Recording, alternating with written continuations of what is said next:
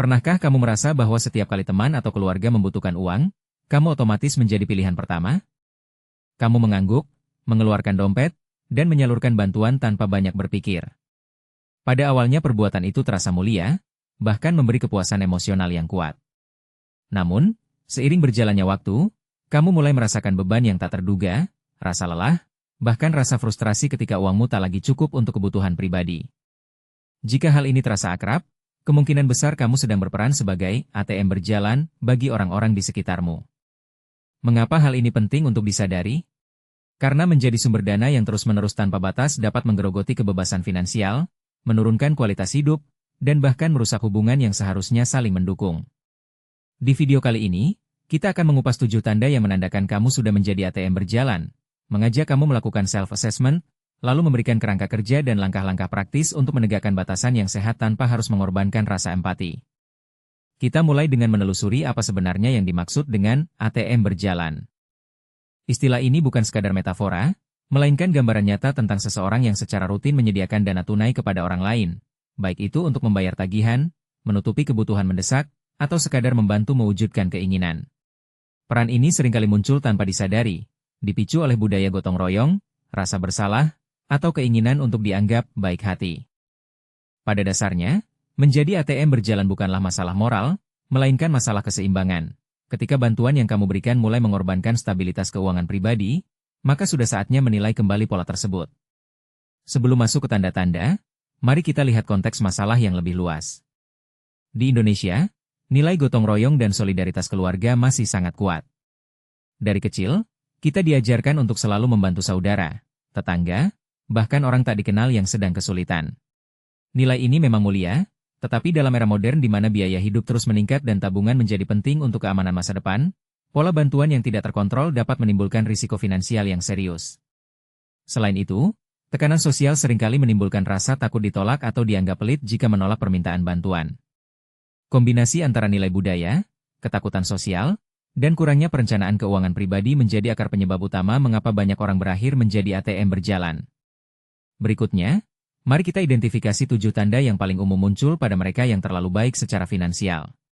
Tanda-tanda ini tidak harus muncul sekaligus, tetapi kehadiran 1 atau 2 di antaranya sudah cukup menjadi alarm untuk melakukan introspeksi.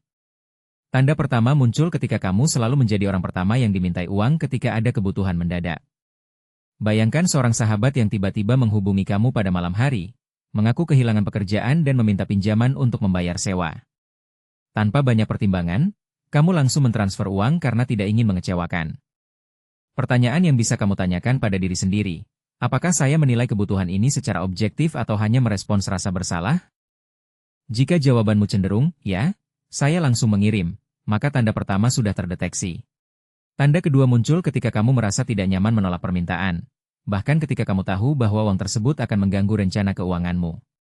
Misalnya, kamu sedang menyiapkan dana darurat atau menabung untuk DP rumah, namun tiba-tiba adikmu meminta uang untuk membeli motor baru.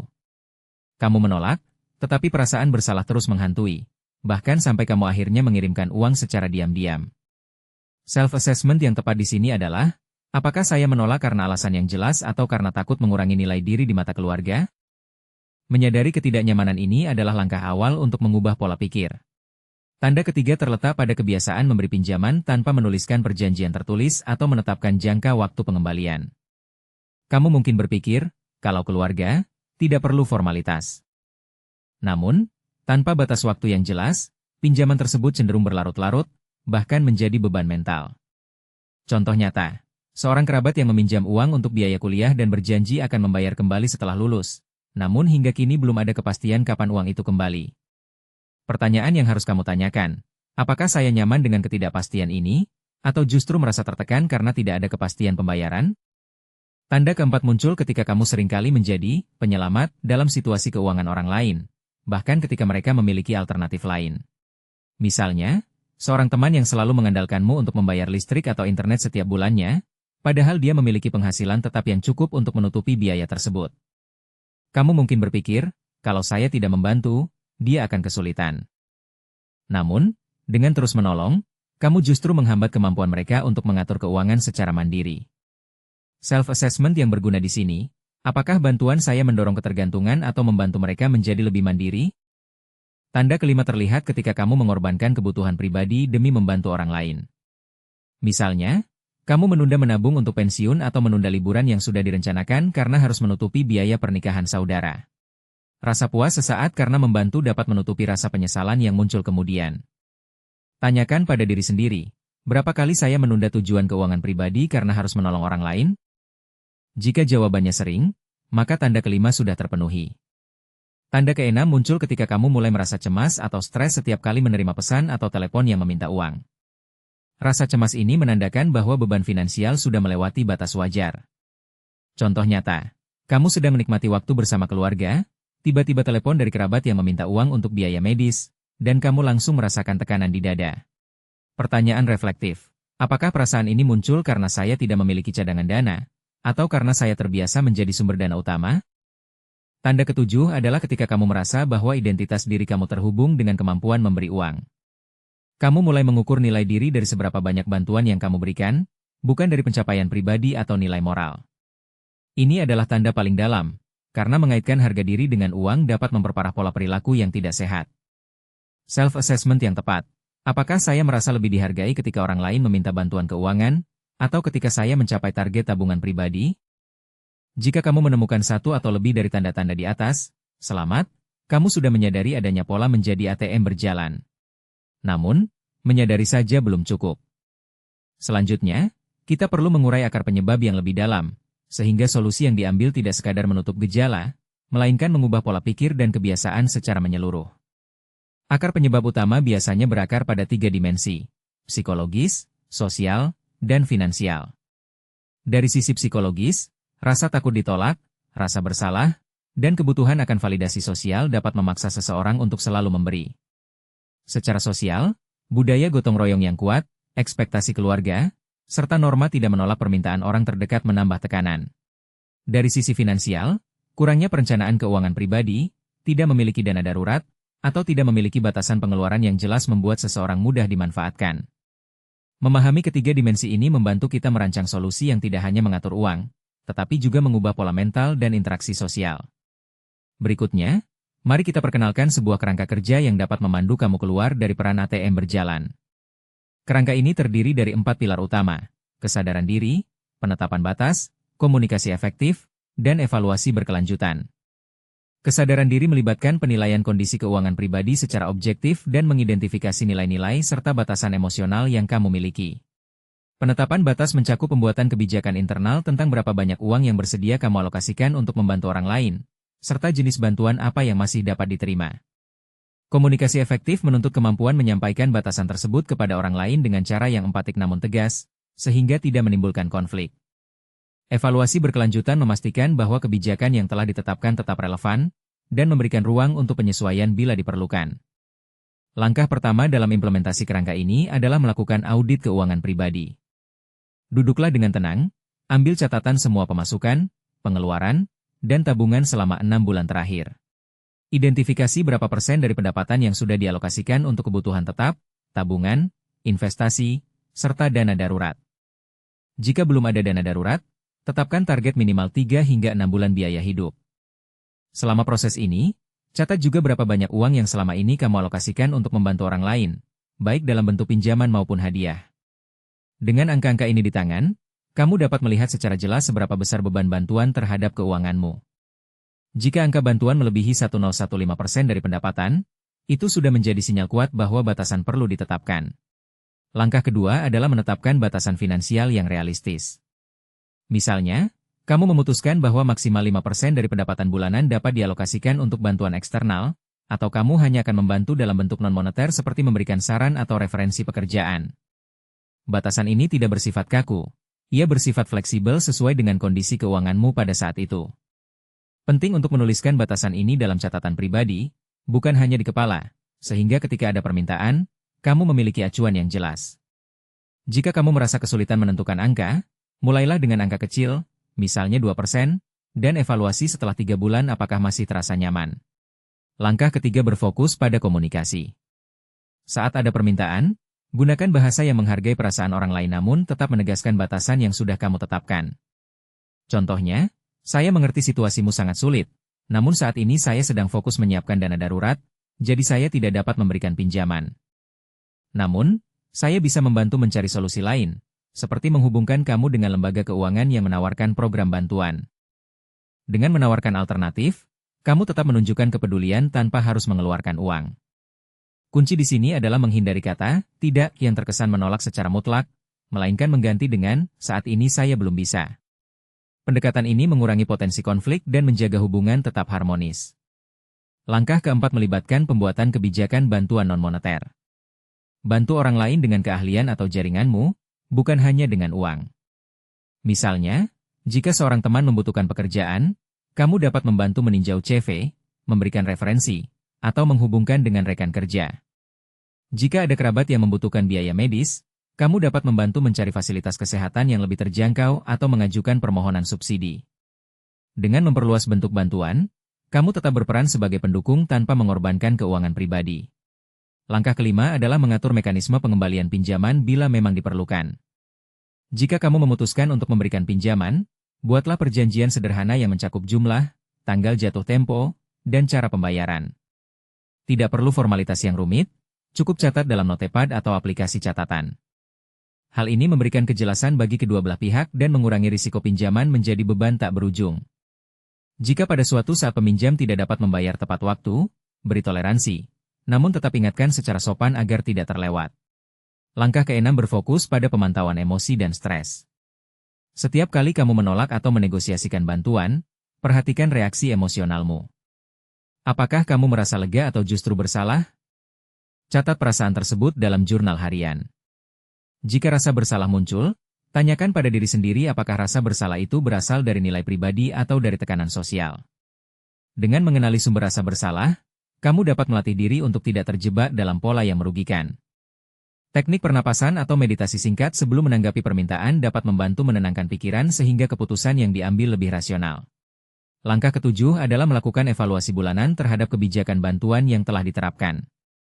Pada akhir setiap bulan, lihat kembali catatan pengeluaran bantuan, bandingkan dengan batasan yang telah ditetapkan, dan nilai apakah ada penyesuaian yang diperlukan. Jika ternyata kamu masih melampaui batas, pertimbangkan untuk menurunkan persentase alokasi atau mencari cara alternatif untuk membantu. Evaluasi ini tidak hanya mengukur aspek finansial, tetapi juga mengamati dampak psikologis. Apakah kamu merasa lebih tenang, lebih fokus pada tujuan pribadi, atau justru masih tertekan? Penilaian ini menjadi indikator keberhasilan implementasi kerangka kerja. Untuk memberikan gambaran lebih konkret, mari kita lihat contoh penerapan pada dua situasi nyata. Pada contoh pertama, ada seorang wanita bernama Maya yang bekerja sebagai akuntan di sebuah perusahaan swasta. Selama 3 tahun terakhir, Maya selalu menjadi tempat pertama yang dimintai uang ketika saudara kandungnya mengalami kesulitan keuangan. Akibatnya, tabungan pensiun Maya terhambat, dan ia sering merasa cemas setiap kali menerima telepon. Setelah melakukan audit keuangan, Maya menemukan bahwa 12% pendapatannya dialokasikan untuk membantu orang lain. Ia memutuskan untuk menurunkan alokasi menjadi 5%, dan menetapkan kebijakan tidak memberikan pinjaman tanpa perjanjian tertulis. Ketika saudara kandungnya meminta pinjaman lagi, Maya menjelaskan bahwa ia sedang menyiapkan dana darurat, namun ia membantu mencari pekerjaan tambahan untuk saudara tersebut. Dalam 3 bulan, Maya berhasil menambah dana darurat hingga mencapai 3 bulan biaya hidup, dan rasa cemasnya berkurang secara signifikan. Contoh kedua melibatkan seorang pria bernama Budi yang bekerja sebagai guru. Budi sering diminta membantu menutupi biaya listrik tetangga yang belum membayar tagihan. Awalnya Budi selalu membayar, namun setelah beberapa kali, ia mulai menunda pembayaran gaji sendiri. Budi menyadari bahwa bantuan non-moneter dapat menjadi solusi. Ia mengajak tetangganya untuk bersama-sama mengatur jadwal pembayaran listrik, bahkan membantu mengajukan subsidi listrik bagi rumah yang berpenghasilan rendah. Dengan cara ini, Budi tidak lagi mengeluarkan uang pribadi, namun tetap membantu menyelesaikan masalah tetangganya. Hasilnya, Budi dapat mempertahankan stabilitas keuangan pribadi sekaligus tetap menjadi anggota komunitas yang peduli. Meskipun langkah-langkah di atas terdengar sederhana, ada beberapa risiko umum yang perlu diwaspadai. Pertama, risiko konflik interpersonal. Menetapkan batasan dapat menimbulkan rasa kecewa atau marah dari orang yang terbiasa menerima bantuan. Untuk mengurangi risiko ini, penting untuk menyampaikan batasan secara empatik, menjelaskan alasan pribadi, dan menawarkan alternatif. Kedua, risiko penurunan rasa empati. Jika terlalu kaku dalam menolak, kamu bisa kehilangan rasa kepedulian yang alami. Solusinya adalah tetap terlibat secara emosional, namun mengarahkan bantuan ke bentuk yang tidak melibatkan uang. Ketiga, risiko penurunan kepercayaan diri dalam mengambil keputusan keuangan. Beberapa orang merasa tidak yakin apakah batasan yang ditetapkan sudah tepat. Disinilah evaluasi berkelanjutan berperan, memberi umpan balik yang jelas sehingga kamu dapat menyesuaikan kebijakan dengan rasa percaya diri yang lebih tinggi. Bagaimana cara mengukur apakah strategi ini berhasil? Ada 3 indikator utama yang bisa kamu pantau. Pertama, perubahan pada rasio pengeluaran bantuan terhadap pendapatan. Jika angka tersebut turun dan tetap berada dalam batas yang kamu tetapkan, itu berarti kebijakan sudah efektif. Kedua, perasaan emosional setelah menolak atau membantu. Jika kamu merasa lebih tenang, tidak terlalu terbebani rasa bersalah, dan lebih fokus pada tujuan pribadi, maka aspek psikologi sudah terkelola dengan baik. Ketiga, dampak pada tujuan keuangan jangka panjang, seperti pertumbuhan tabungan darurat, pencapaian target investasi, atau persiapan pensiun. Jika indikator-indikator ini menunjukkan perbaikan selama 3 hingga 6 bulan, kamu dapat menyimpulkan bahwa pendekatan yang diambil berhasil. Namun, tidak semua perjalanan mulus. Ada kalanya langkah pertama tidak berjalan sesuai rencana. Misalnya, setelah menetapkan batasan, kamu tetap menerima permintaan yang tidak dapat ditolak karena tekanan emosional yang kuat. Jika hal ini terjadi, jangan langsung menyerah. Lakukan refleksi pada titik kegagalan. Apakah batasan yang ditetapkan terlalu longgar? Apakah kamu belum cukup melatih kemampuan menolak? Apakah ada faktor eksternal yang membuatmu merasa terpaksa? Berdasarkan refleksi tersebut, sesuaikan batasan menjadi lebih ketat atau tambahkan mekanisme pengingat. Misalnya menuliskan, "Saya tidak dapat membantu saat ini," di ponsel sebagai notifikasi otomatis. Kadang, meminta dukungan dari orang terdekat yang memahami tujuanmu dapat membantu memperkuat komitmen. Misalnya, beritahu pasangan atau sahabat dekat tentang kebijakan baru, sehingga mereka dapat memberi dukungan atau bahkan mengingatkan ketika kamu mulai melonggarkan batas. Selama proses ini, penting juga untuk menjaga keseimbangan antara memberi dan menerima. Seringkali, menjadi ATM berjalan membuat kita lupa bahwa kita juga berhak meminta bantuan ketika memang dibutuhkan. Menjaga keseimbangan ini membantu mengurangi rasa terbebani dan memperkuat jaringan sosial yang saling mendukung. Jika ada situasi di mana kamu membutuhkan bantuan, jangan ragu untuk mengungkapkannya dengan jelas. Ini tidak hanya memperkuat rasa keadilan dalam hubungan, tetapi juga mengurangi beban psikologis yang muncul dari peran satu arah. Sebagai penutup, mari kita rangkum kembali perjalanan yang telah kita lalui.